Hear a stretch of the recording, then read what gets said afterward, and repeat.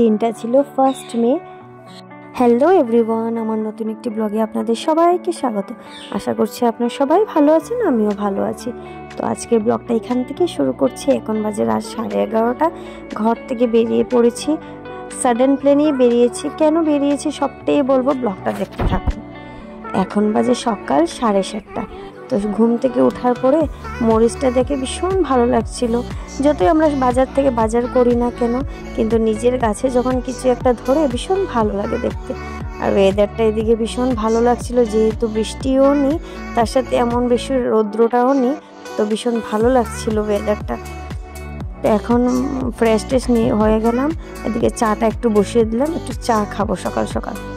তো কাল রাত কেন 11:30 বেরিয়েছি, অ্যাকচুয়ালি আমার শ্বশুরমশার শরীরটা ভীষণ খারাপ করেছিল হঠাৎ করে। তো ওনাকে নিয়ে রাত্রে করে ডক্টরের কাছে যাওয়া হয়েছিল।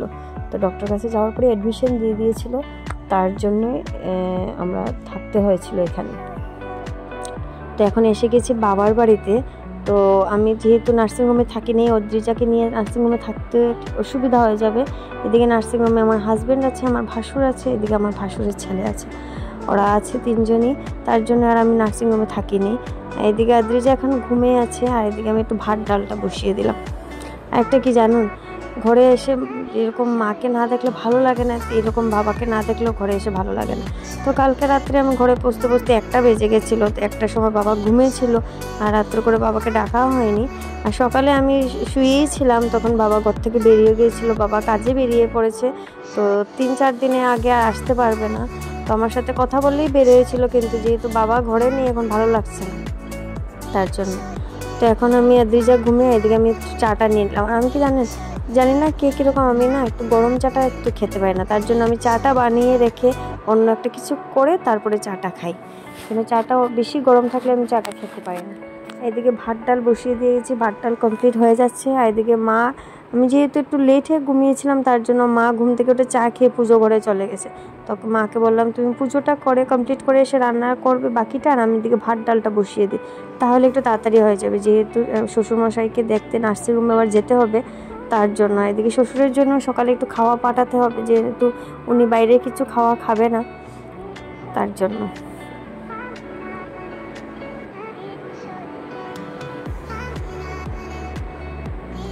এদিকে মার সাথে একটু কথা বলতে গেলাম, এদিকে এসে দেখলাম এদিকে ভাতের মাঠটা উপরে পড়ে যাচ্ছিল। এদিকে ডালটা সেদ্ধ হয়ে গেছে, এদিকে এখানে ডালটা ফোড়নে দিয়ে দেব।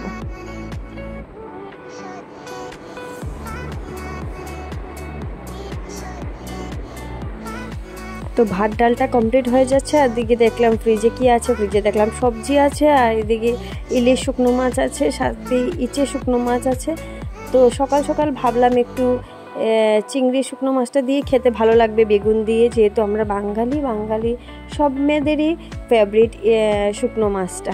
তো তার জন্য ভাবলাম একটু বেগুন দিয়ে আর চিংড়ি শুকনো মাছ দিয়ে কিছু একটা রান্না করলে ভালো লাগবে খেতে। তো মাকে বললাম, মা তুমি পুজো শেষ করে এসে, আর মা খুব ভীষণ ভালো রান্না করে চিংড়ি মাছটা দিয়ে বেগুন দিয়ে। তো মাকে বললাম, তুমি পুজো শেষ করে এসে একটু বেগুন দিয়ে আর চিংড়ি শুকনো মাছ দিয়ে কিছু একটা রান্না করো, সকাল সকাল খাবো, ভালো লাগবে। এদিকে যেহেতু এটা আমরাই শুধু খাবো, ছেলেরা কেউ খাবে না, তার জন্য আমাদের জন্যই অল্প কিছু করে রান্নাটা করব।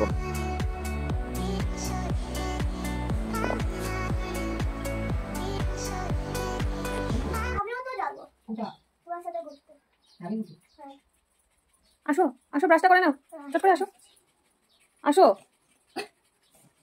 সর্দি এসে গেছে আর খালি পায়ে দাঁড়িয়ে আছে। আসো, তুমি ঠাকুর করে কি করছো? আসো আসো, কি করছো? না আসো না, কেউ ব্রাশ, চট করে ব্রাশ করো। এখানে বেসিনে চলে যাও, এখানে না, ওইখানটাতে যাও।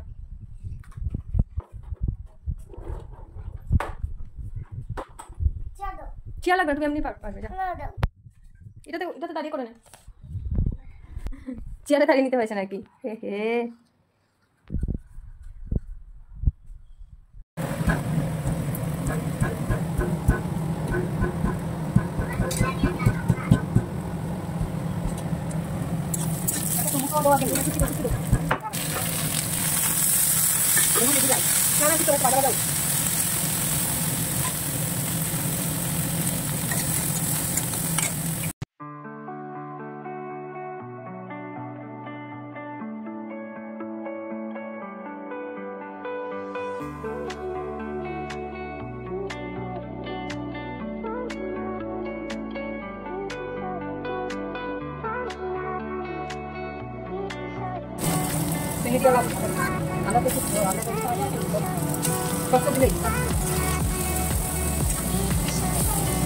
একে একে সব রান্না কমপ্লিট করে নিয়েছি, সবগুলো ভিডিও ক্লিপ নিতে ভুলে গেছিলাম, আর ভিডিও ক্লিপ নেওয়া হয়নি।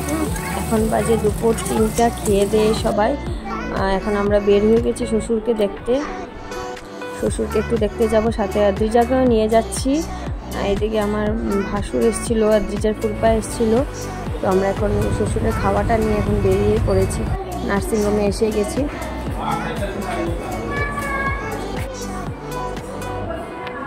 এদিকে আদ্রিজারও ভীষণ জ্বর এসেছিলো, তো ভাবলাম এখানে নার্সিংহোমে ডক্টর আছে, চাইল্ড স্পেশালিস্ট, একটু দেখিয়ে নেবো। কিন্তু এত রাত্র হয়ে গেছিলো, 8টা বেজে গেছে, আর ওরও ভীষণ খারাপ লাগছিলো, তার জন্য আর ডক্টরটা দেখানো হয়নি। আমরা ঘরেই এসে গেছি, আর ওর ভীষণ জ্বর এসেছিলো, খারাপ লাগছিলো শরীর। তো আমরা ফার্মেসির থেকে মেডিসিন নিয়ে এসে গেছি।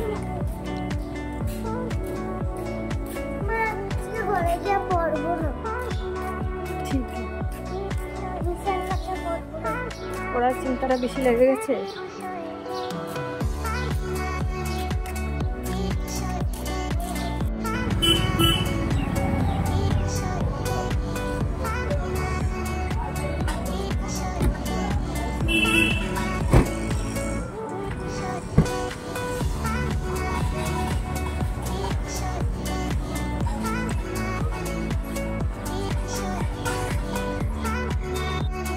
তো এখন বাজে 12টা। তো ডক্টর ডিসচার্জ দিয়ে দিয়েছিল শ্বশুরকে। তো আমরা এখন বাবার বাড়ি থেকে বেরিয়ে পড়লাম। বেরিয়ে আমরা চলে গেছিলাম নার্সিংহোমে। তো নার্সিংহোম থেকে এখন আমরা লাগেজ সব প্যাকিং করে এখন বেরিয়ে পড়েছি ঘরের জন্য। তো এখন 1-1.5 ঘন্টার মধ্যে ঘরে পৌঁছে যাব। তো আমার ব্লগটা যদি আপনাদের সবার ভালো লেগে থাকে, like, share and subscribe and follow করে দেবেন। আজকের ব্লগটা এখানেই শেষ করছি। আপনারা ভালো থাকবেন, সুস্থ থাকবেন। নেক্সট ব্লগে আবার দেখা হচ্ছে। Tata, bye bye.